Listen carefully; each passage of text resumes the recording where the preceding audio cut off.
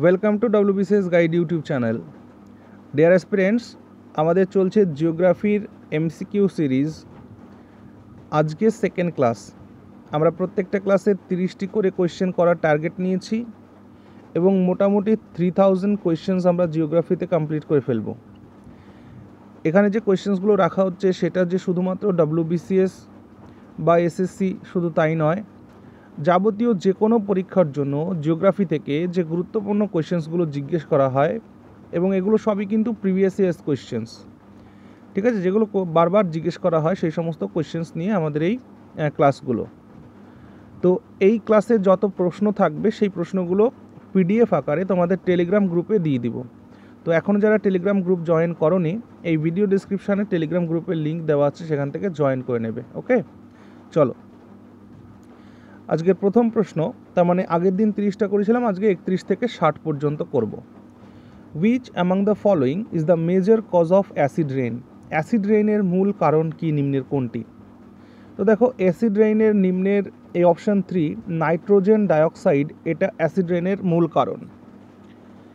আমরা জানি যে সালফার ডাইঅক্সাইড আর তোমার রয়েছে হচ্ছে নাইট্রোজেন ডাইঅক্সাইড বা নাইট্রোজেনের যে কোনো অক্সাইড, এটা বাতাসে যখন উপস্থিত থাকে এবং এইগুলো যখন অক্সিজেন ও জলের সংস্পর্শে আসে, তখন এরা কি করে না সালফিউরিক অ্যাসিড আর নাইট্রিক অ্যাসিড তৈরি করে। আর সেই সালফিউরিক অ্যাসিড বা নাইট্রিক অ্যাসিড সেটা জলের সাথে মিশে মাটিতে পড়ে। তাহলে সালফিউরিক অ্যাসিড বা নাইট্রিক অ্যাসিড বা সালফার ডাইঅক্সাইড বা নাইট্রাস ডাইঅক্সাইড, এগুলো মনে রাখবে অ্যাসিড রেইনের ক্ষেত্রে। Okay, so option 3 is the right answer here. Next, which of the following country doesn't matches to its famous tourist site? আচ্ছা, এখানে দেশ দেওয়া হয়েছে এবং তাদের ট্যুরিস্ট সাইট দেওয়া হয়েছে। তো চায়নাতে গ্রেট ওয়াল অফ চায়না আছে, এই কথাটা ঠিক। ভুটানে তোমার পারো টাকসাং রয়েছে, এটাও ঠিক। নেপালে পশুপতিনাথ মন্দির রয়েছে, এটাও ঠিক। কিন্তু শ্রীলঙ্কাতে পদ্মনাভ স্বামী টেম্পল নেই। এই পদ্মনাভ স্বামী টেম্পল কোথায় আছে বলো তো? পদ্মনাভ স্বামী টেম্পল আছে হচ্ছে কেরালাতে আছে, কেরালার ট্রাভাঙ্কোরে। মনে রাখবে এই পদ্মনাভ স্বামী টেম্পল এটা ভগবান বিষ্ণুর মন্দির, ভগবান বিষ্ণুর মন্দির। এবং এই পদ্মনাভ মন্দির নির্মাণ করেছিল কে বলো তো? ট্রাভাঙ্কোরের রাজা মার্তাণ্ড বর্মা। খুব ইম্পর্ট্যান্ট, হ্যাঁ, মার্তাণ্ড বর্মা। মার্তাণ্ড বর্মা এই ট্রাভাঙ্কোরের এই পদ্মনাভ স্বামী মন্দির তৈরি করেছিলেন। ওকে, মনে রেখো। চলো next question. So option 4 is the right answer here. The secretariat of SAARC is set up at? সার্কের সেক্রেটারিয়েট কোথায় আছে? তো সার্কের হেডকোয়ার্টার আছে কোথায় বলো তো? কাঠমান্ডুতে আছে। এর সেক্রেটারিয়েটটা আছে নেপালের কাঠমান্ডুতে। সার্ক মানে কি? সার্ক মানে হচ্ছে south Asian association for regional cooperation. SAARC প্রতিষ্ঠিত হয়েছিল 1985 সালে, 1985-এ। কোথায় প্রতিষ্ঠা হয়েছিল বলো তো? ঢাকাতে। ঢাকা, বাংলাদেশ। ঢাকা, বাংলাদেশে এটা এস্টাবলিশড হয়েছিল 1985-র 18th ডিসেম্বর। যদি ডেট মনে রাখতে চাও মনে রাখতে পারো, 18th ডিসেম্বর 1985-এ সার্ক এস্টাবলিশড হয়। আমাদের এশিয়ান কান্ট্রিগুলো, আমাদের সাউথ এশিয়ান কান্ট্রিগুলোর একটা রিজিওনাল কোঅপারেশনের জন্য একটা ইনস্টিটিউশন তৈরি করা হয়েছে এটা। ওকে, এই সার্কে মোট 7টি দেশ ছিল আর নতুন সংযোজন হয়েছে আফগানিস্তান। নতুন সংযোজন হচ্ছে আফগানিস্তান। তাহলে মোট এখন সার্কে 8টা দেশ আছে। কে কে? আফগানিস্তান, বাংলাদেশ, ভুটান, ইন্ডিয়া, নেপাল, মালদ্বীপ, পাকিস্তান আর শ্রীলঙ্কা। এই ভারতের আশেপাশে যে দেশগুলো আছে এদেরকে নিয়েই সার্ক গঠিত হয়েছে। ওকে, চলো next question. Now the outermost range of Himalayas is called? হিমালয়ের আউটার মোস্ট রেঞ্জকে কী বলে বলো তো? শিবালিক রেঞ্জ বলে, শিবালিক রেঞ্জ। যদি আমরা হিমালয়কে দেখি, অর্থাৎ সাউথ টু নর্থ বা নর্থ টু সাউথ, এটা নর্থ এটা সাউথ, এইভাবে যদি দেখি আমরা, তাহলে দেখব যে হিমালয়ের 4টে রেঞ্জ রয়েছে। কটা রেঞ্জ রয়েছে? 4টে রেঞ্জ রয়েছে।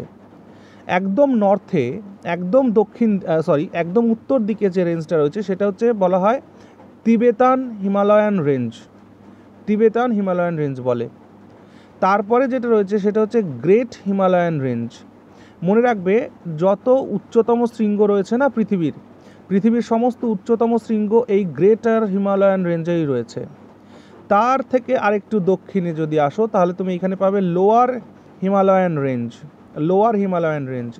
আর একদম দক্ষিণে যেটা রয়েছে সেটা হচ্ছে আমাদের এই শিবালিক রেঞ্জ। হ্যাঁ, শিবালিক রেঞ্জ দেখতে পাবে।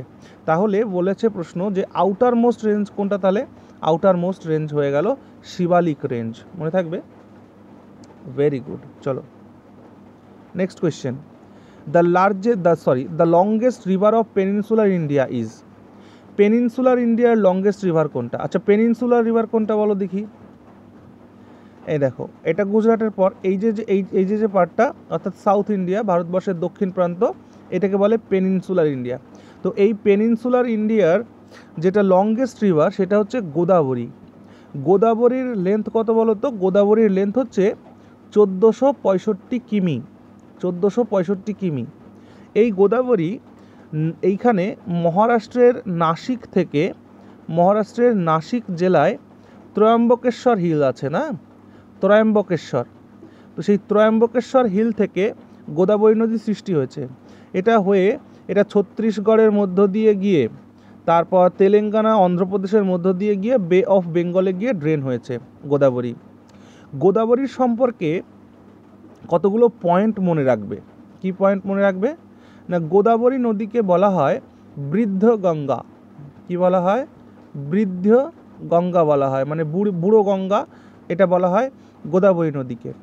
গোদাবরী নদীকে দক্ষিণী গঙ্গাও কিন্তু বলা হয়। দক্ষিণী গঙ্গা কাকে বলে না? গোদাবরী নদীকে বলে। কিন্তু একটা কথা এখানে মাথায় রেখো, কাবেরী নদীকে দক্ষিণী গঙ্গা বলা হয় না, কিন্তু কাবেরীকে বলা হয় গঙ্গা অফ সাউথ ইন্ডিয়া। মনে রেখো এই বিষয়টা, যে গঙ্গা অফ সাউথ ইন্ডিয়া আর দক্ষিণী গঙ্গা জিনিসটা এক নয়, ঠিক আছে? কারণ দেখো, কাবেরী বৃহত্তম একটা নদী দক্ষিণ ভারতের। কাবেরীর লেন্থ হচ্ছে কত বললাম বলো তো? 1465 কিমি। কিন্তু কাবেরীর লেন্থ যদি দেখো, কাবেরীর লেন্থ আরও অনেক কম, 805 কিলোমিটার।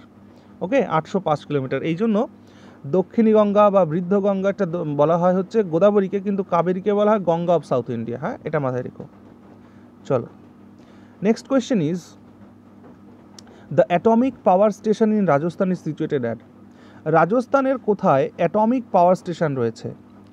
তোমরা সবাই পোখরান ভাবছো, কিন্তু Pokhran is not the right answer. পোখরানটা কি? পোখরানটা হচ্ছে 1998 সালে আমাদের ভারতবর্ষ প্রথম আমাদের যে নিউক্লিয়ার বম আছে, নিউক্লিয়ার বম টেস্ট করেছিল পোখরানে। সেই সময় প্রধানমন্ত্রী অটল বিহারী বাজপেয়ীজি ছিলেন, ঠিক আছে না? তো অটল বিহারী বাজপেয়ীজির সময় ভারতবর্ষ প্রথম তার নিউক্লিয়ার বম টেস্ট করেছিল রাজস্থানের পোখরানে, যে টেস্ট সেন্টার ছিল সেখানে। কিন্তু রাজস্থানে অ্যাটমিক পাওয়ার স্টেশন যেটা রয়েছে সেটা রয়েছে হচ্ছে রাওয়াতভাট্টাতে রয়েছে। ওকে, এটা মনে রাখবো আমরা। চলো next. Which of the following caused radioactive pollution along the coast of Kerala? আচ্ছা, কেরালার উপকূলে রেডিও অ্যাক্টিভ পলিউশন দেখা যায়, এটা কেন জানো? কারণ কেরালার উপকূলে যে স্যান্ডগুলো রয়েছে সেই স্যান্ডগুলোকে বলা হয় মোনাজাইট স্যান্ড। কি বলা হয়? Monazite sand. আর এই monazite sand is rich of thorium. তাহলে এই মোনাজাইট স্যান্ডের মধ্যে প্রচুর পরিমাণে থোরিয়াম আছে। তো যার কারণে এই থোরিয়ামের কারণে কেরালার উপকূলে কিন্তু এই রেডিও অ্যাক্টিভ পলিউশনটাকে লক্ষ্য করা যায়। এখান থেকে আরও প্রশ্ন করলে জিজ্ঞেস করবে যে থোরিয়ামের কোন আইসোটোপটাকে এখানে দেখা যায়? মনে রাখবে থোরিয়াম 232। থোরিয়াম 232-এর আইসোটোপের পলিউশনটা এখানে দেখা যায়। Okay, very good. Next, which of the following is not an igneous rock? দেখো, ইগনিয়াস রক নিচের কোনটি নয়? দেখো, রককে ক্লাসিফাই করলে রক 3 প্রকার: ইগনিয়াস রক, সেডিমেন্টারি রকস, আর একটা হচ্ছে মেটামরফিক রকস। তো এখানে দেখতে পাচ্ছ যে ডলোমাইট, এই ডলোমাইট ইগনিয়াস রক নয়, বাট গ্রানাইট, ব্যাসল্ট, গ্যাব্রো, এগুলো সব হচ্ছে ইগনিয়াস রকের example. But dolomite is not igneous rock. তাহলে ডলোমাইট কি রক? ডলোমাইট হচ্ছে, মনে রাখবে, ডলোমাইট হচ্ছে সেডিমেন্টারি রক্স। ডলোমাইট হচ্ছে, এক মিনিট, ডলোমাইট তো সেডিমেন্টারি, ইয়েস ডলোমাইট, হ্যাঁ ঠিকই বলেছি, ডলোমাইট সেডিমেন্টারি রক্সই হবে, সেডিমেন্টারি রক্স হবে, হ্যাঁ ডোন্ট ইস্যু। ডলোমাইট হচ্ছে সেডিমেন্টারি রক্সের এক্সাম্পল। কেন বলো তো? ডলোমাইটের মধ্যে প্রচুর পরিমাণে মিনারেলস থাকে। আর এটা মাথায় রাখবে যে সেডিমেন্টারি রক্স যখনই দেখবা যে কোনো রক্সের মধ্যে যদি কেমিক্যাল কম্পোজিশন থাকে যদি বা কোনো মিনারেলস থাকে, তাহলে মনে করবো সেটা সেডিমেন্টারি রক 100%। কারণ ডলোমাইটের মধ্যে আমরা ক্যালসিয়াম ম্যাগনেসিয়াম কার্বনেট দেখতে পাই, ক্যালসিয়াম ম্যাগনেসিয়াম কার্বনেট দেখতে পাই, ঠিক আছে, অর্থাৎ CaMgCO3 এটা এই ক্যালসিয়াম ম্যাগনেসিয়াম কার্বনেট আমরা দেখতে পাই হচ্ছে ডলোমাইটের মধ্যে। Hence the dolomite is sedimentary rock. Okay, next question is the deepest trench of the Indian ocean. Indian ওশানের গভীরতম খাত কোনটি? ইন্ডিয়ান ওশানের গভীরতম খাত হচ্ছে জাভা ট্রেঞ্চ। ওকে, জাভা খাত হচ্ছে ইন্ডিয়ান ওশানের গভীরতম খাত। এই জাভা খাতের দূরত্ব, গভীরতা কত বলো তো? এর গভীরতা হচ্ছে ৭৭২৫ মিটার, ৭৭২৫ মিটার, মানে অ্যারাউন্ড 8 কিমি। মানে বুঝতে পারছো কতটা গভীর। আর যদি জিজ্ঞেস করে পৃথিবীর মধ্যে সবথেকে গভীরতম খাত কোনটা, তো সেটা হচ্ছে মারিয়ানা খাত। সেটা কি? সেটা মারিয়ানা ট্রেঞ্চ। এই মারিয়ানা ট্রেঞ্চ কোথায় আছে?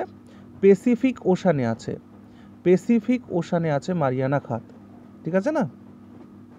মারিয়ানা খাতের মানে গভীরতা কত বলো তো? 11 কিলোমিটার, 11 কিলোমিটার, মানে 11,034 মিটার, 11,034 মিটার, তার মানে কি 11 কিলোমিটার। চলো, which of the following is called the land of golden pagoda? খুবই সহজ প্রশ্ন। গোল্ডেন প্যাগোডার দেশ কাকে বলে? মায়ানমারকে বলে। প্যাগোডা মানে কি? প্যাগোডা মানে হচ্ছে বুদ্ধিস্ট শ্রাইন। ওকে, বুদ্ধিস্ট শ্রাইন অর্থাৎ বৌদ্ধদের মন্দির বলতে পারো। ওকে, চলো, ইন্টেন্সিভ কাল্টিভেশন রেফার্স টু। দেখো ইন্টেন্সিভ কাল্টিভেশনটা কি? আমরা যখন ভেজিটেশন পড়বো বা এগ্রিকালচার সেক্টরে যখন ভূগোলে আমরা থিওরিতে যখন পড়বো তখন এটা আমরা আলোচনা করব। তো ইন্টেন্সিভ কাল্টিভেশন মানে যতটুকুন ল্যান্ড আমার কাছে আছে সেখান থেকে প্রচুর পরিমাণে ফসল উৎপাদন করা। মানে আমার কাছে ল্যান্ড কম কিন্তু আমার প্রোডাকশন বেশি করতে হবে, অর্থাৎ জমির ওপরে অত্যাচার করা। এই জন্য ইন্টেন্সিভ কাল্টিভেশন বা এটাকে ইন্টেন্সিভ এগ্রিকালচারও বলা হয়।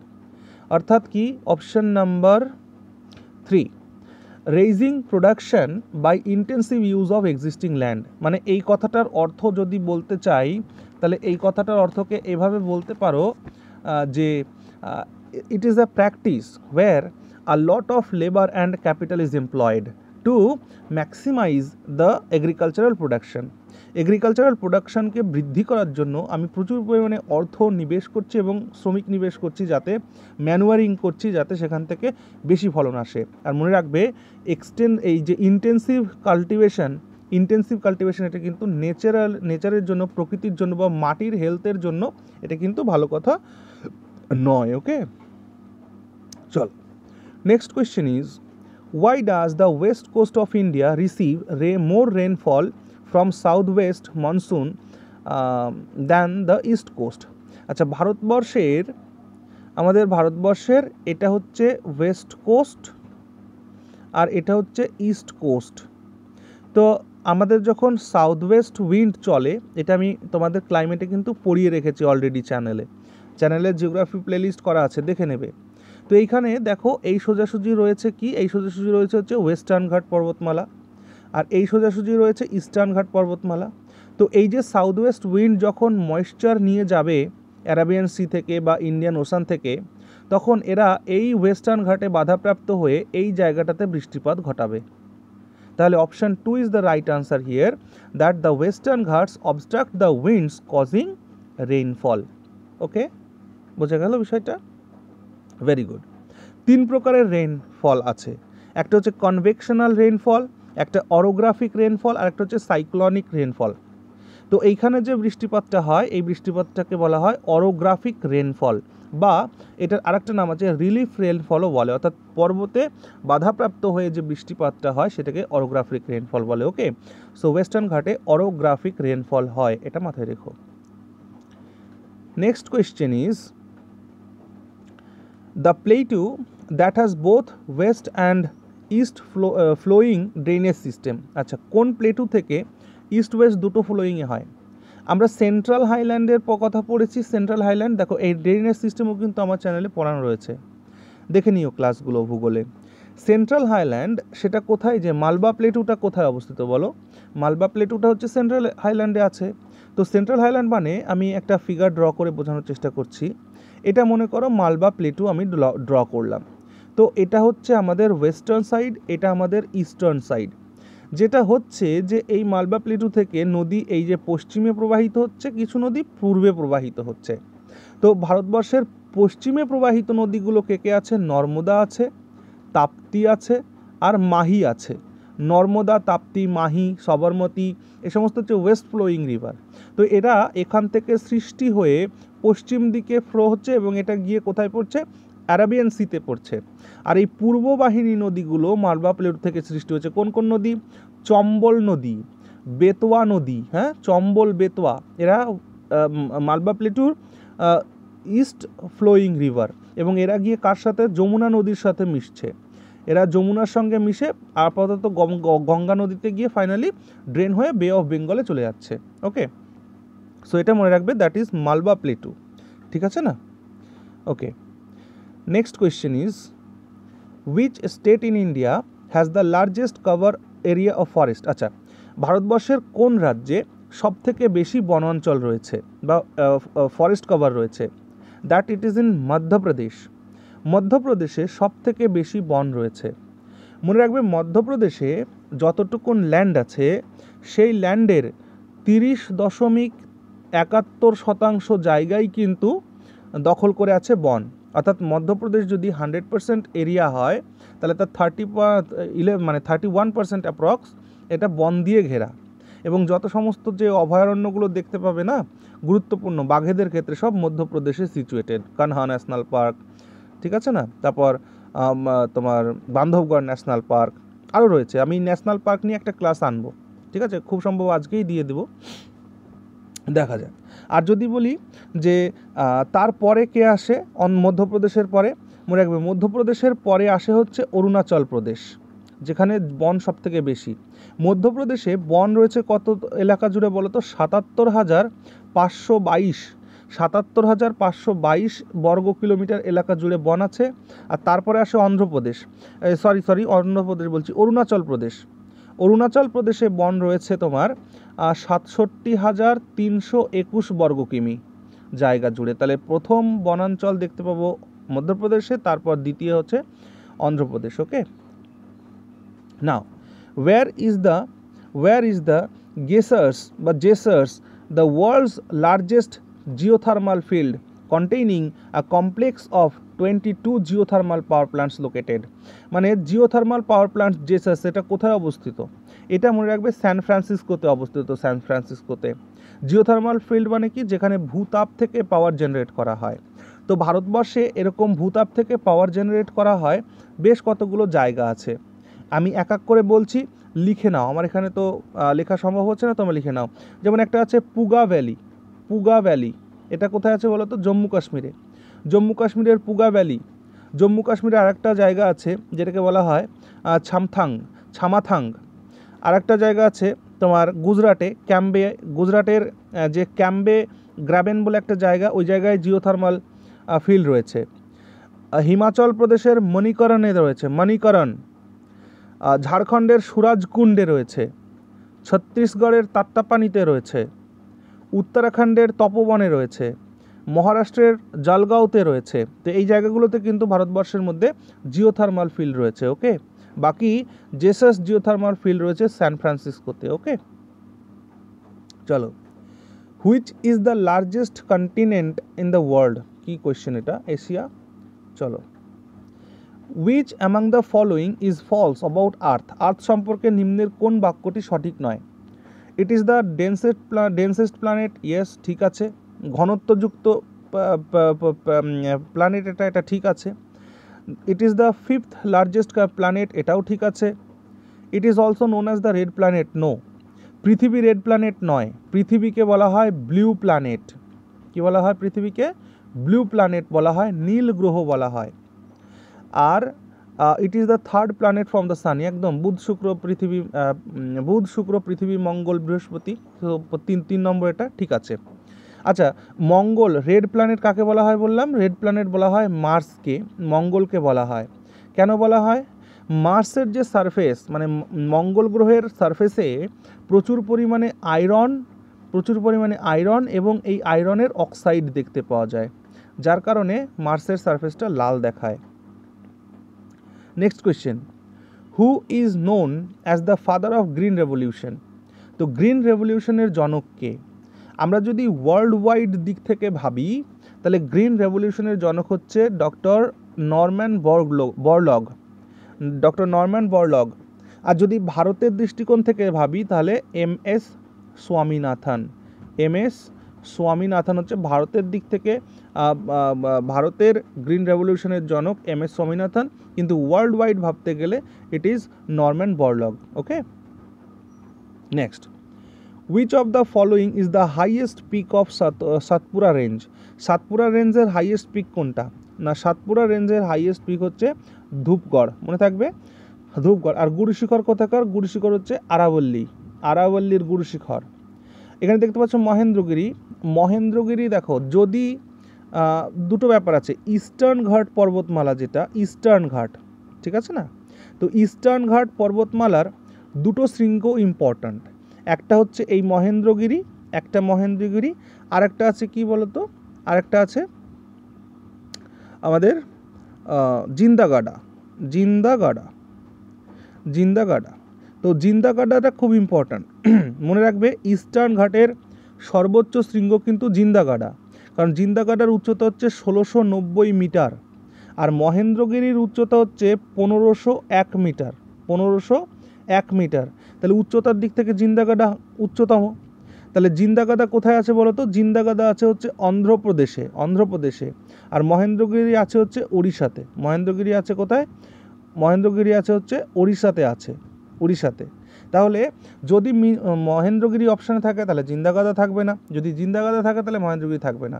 তাহলে ইস্টার্ন ঘাট পর্বতমালার সর্বোচ্চ শৃঙ্গ জিন্দাগাদা, যার উচ্চতা 1690 মিটার, অন্ধ্রপ্রদেশে অবস্থিত। আর মহেন্দ্রগিরি পর্বত, যেটা ওড়িশাতে অবস্থিত, 1501 মিটার উচ্চতা বিশিষ্ট। ওকে, মাথায় রেখো। চলো next question, tropic of cancer passes through. দেখো, টপিক অফ ক্যান্সার পাস করেছে ভারতের 8টা রাজ্যের উপর দিয়ে, গুজরাট, রাজস্থান, তারপর মধ্যপ্রদেশ, ছত্তিশগড়, তারপর তোমার ঝাড়খণ্ড, তারপর ওয়েস্ট বেঙ্গল, তারপর ত্রিপুরা, তারপর মিজোরাম। 1 2 3 4 5 6 7 8, হ্যাঁ, গুজরাট, রাজস্থান, মধ্যপ্রদেশ, ছত্তিশগড়, ঝাড়খণ্ড, ওয়েস্ট বেঙ্গল, ত্রিপুরা, মিজোরাম। তাহলে এবার দেখে নাও, এখানে গুজরাট, এমপি, মণিপুর না, মণিপুর নাই। রাজস্থান, ঝাড়খণ্ড, ওয়েস্ট বেঙ্গল, একদম ঠিক। Option 2 is the right answer. Okay, UP নেই, আর এদিকে ওড়িশা নেই, ঠিক আছে না, অন্ধ্রপ্রদেশ নেই, তার মানে option 2 is the right answer, ঠিক আছে। চলো, marble comes under which category of rocks? দেখো, আমি এখানে রক্সের জন্য একটা স্লাইড দিয়ে রেখেছি। রক্স 3 প্রকার, ইগনিয়াস রক, সেডিমেন্টারি রক্স, আর হচ্ছে মেটামরফিক রক্স। এখান থেকে প্রশ্ন জিজ্ঞেস করে ব্যাসল্ট, বিশেষ করে যেগুলোকে আমি মানে মার্ক করছি, এগুলো ইম্পর্ট্যান্ট। ব্যাসল্ট ইগনিয়াস রকের এক্সাম্পল, গ্রানাইট ইগনিয়াস রকের এক্সাম্পল, এগুলো জিজ্ঞেস করে। চক বা কোল, এটা সেডিমেন্টারি রক্সের এক্সাম্পল। লাইমস্টোন, এটা সেডিমেন্টারি রক্সের এক্সাম্পল। আবার এদিক থেকে মার্বেল, কোয়ার্টজাইট, হ্যাঁ, এগুলো সব হচ্ছে মেটামরফিক রকের এক্সাম্পল। বুঝতে পারছো? এটা দেখে নিয়েছো? তাহলে এবার আসো দেখি আমরা প্রশ্নটা কি ছিল, যে মার্বেল কামস আন্ডার, তাহলে মার্বেল তো দেখলে একটু আগে মেটামরফিক রক্সের মধ্যে পড়ছে, তাই না? চলো নেক্সট, এই যে metamorphic rocks. In which city is the forest research institution? আচ্ছা, ফরেস্ট রিসার্চ ইনস্টিটিউশন আছে দেহরাদুনে। চলো, India has longest international border with which country? ভারতবর্ষের সব থেকে বড় বর্ডার আছে বাংলাদেশের সঙ্গে। বাংলাদেশের সঙ্গে ভারতবর্ষের বর্ডারের লেন্থ কত বলো দেখি? বাংলাদেশের সঙ্গে ভারতবর্ষের লেন্থ হচ্ছে 4096 কিমি।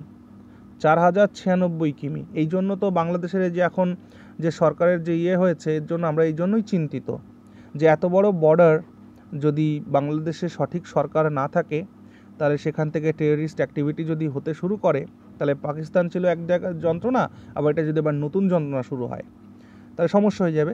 তাহলে বাংলাদেশের সাথে 4096, রাইট অ্যান্সার এটা। আচ্ছা, ভুটানের সাথে ভারতের সীমানা আছে, ভুটানের সাথে ভারতের সীমানা আছে 699 কিমি, 699 কিমি বর্ডার আছে। নেপালের সাথে ভারতের বেশ খানিকটা আছে, নেপালের সাথে আছে 1236 কিমি, 1236 কিমি। পাকিস্তানের সাথে আছে তোমার 3323 কিমি, 3323 কিমি। আচ্ছা, চায়না হচ্ছে সেকেন্ড পজিশনে আসে, চায়না সেকেন্ড পজিশনে আছে। চায়নার সাথে আমাদের বর্ডার লেন্থ হচ্ছে 3380 কিমি, 3380 কিমি। আর কোনটা বাদ গেল? মায়ানমারের সাথে আমাদের বর্ডার আছে, তোমার 1643 কিমি, 1643 কিমি। হ্যাঁ, আর বাদ যাচ্ছে কি? আফগানিস্তান, ইয়েস, আফগানিস্তানের সাথে আমাদের বর্ডার আছে 106 কিমি, 106 কিমি। হয়ে গেল এ কটা। চলো, তাহলে এই প্রশ্নের উত্তর হয়ে গেল বাংলাদেশের সাথে সব থেকে বেশি। না, which of the following is the most abundant metal on earth crust? ভূপৃষ্ঠে সব থেকে অ্যাবান্ডেন্ট মেটাল, সব থেকে বেশি পরিমাণে আছে কি বলতো? অ্যালুমিনিয়াম আছে। এখান থেকে একটা মাথায় রাখো, যদি বলে যে আর্থ ক্রাস্টে কোন এলিমেন্ট সব থেকে বেশি আছে, তো মনে রাখবা আর্থ ক্রাস্টে সব থেকে বেশি এলিমেন্ট আছে হচ্ছে অক্সিজেন। অক্সিজেন আছে হচ্ছে তোমার আর্থ ক্রাস্টে 40.6%, 40.6% রয়েছে। অক্সিজেনের পরেই আসে হচ্ছে তোমার সিলিকন, অক্সিজেনের পরে আসে সিলিকন। সিলিকন আছে কত বলো তো? 27.7%। তারপরে আসে হচ্ছে তোমার অ্যালুমিনিয়াম, তো অ্যালুমিনিয়াম কতটুকুন আছে? অ্যালুমিনিয়াম আছে হচ্ছে 8.09% বা 10% বলতে পারো, 8.10%। অ্যালুমিনিয়ামের পরে আসে হচ্ছে আয়রন, আয়রন আছে হচ্ছে 5% অ্যারাউন্ড। তারপরে আছে ক্যালসিয়াম, এদেরই উল্লেখযোগ্য পার্সেন্টেজ রয়েছে। ক্যালসিয়াম প্রায় 3.6% ক্যালসিয়াম রয়েছে। ওকে, সো এটা ইম্পর্ট্যান্ট কিন্তু, ঠিক আছে। Next, soil having high content of aluminium and iron oxide, যে মাটিতে প্রচুর পরিমাণে অ্যালুমিনিয়াম আর আয়রনের অক্সাইড থাকে সেই মাটিকে কি বলে? দেখো, সেই মাটিকে বলা হয় হচ্ছে পেডালফার। হ্যাঁ, পেডালফার মাটি বলে, ঠিক আছে। তো পেডালফার মাটি আমেরিকাতে বিশেষ করে দেখতে পাওয়া যায়, আমেরিকাতে। ওকে, চলো next. Red rot is a disease cause to which of the following plant? দেখো, রেড রট, আমরা আখ খেয়েছি, আখ খাওয়ার সময় দেখো না কিছু কিছু আখের মধ্যে লাল লাল হয়ে যায়, আমরা বলি পোকা হয়েছে। তো এটা কিন্তু রেড রটটা হচ্ছে আখের একটা রোগ, সুগার কেনের একটা রোগ। এই রেড রট রোগটা একটা ফাঙ্গাসের জন্য হয়, সেই ফাঙ্গাসটাকে বলা হয় গ্লমেরেলা